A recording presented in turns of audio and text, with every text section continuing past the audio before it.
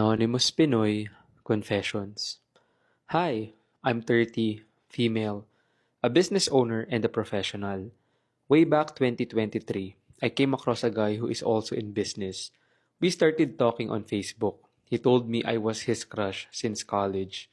We talked for months and went out only once, but we had so many deep conversations.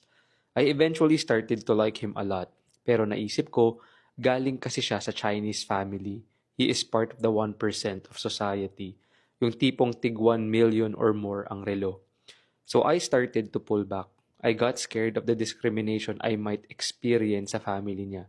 And if lumevel up man kami, baka ma-experience din ng family ko.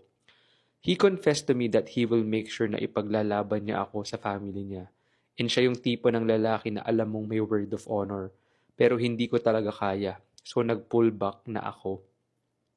I did not reply or answer to any of his messages or calls after that.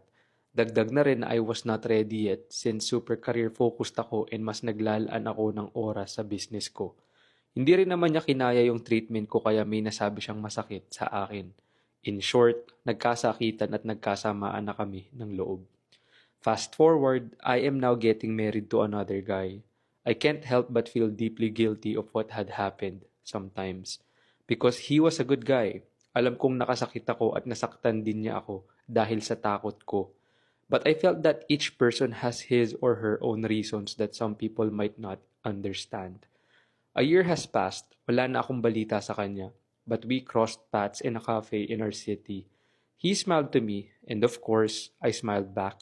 I wish things would have been different, na sana hindi kami umabot sa ganong ending. But it is what it is, nasayang ang friendship.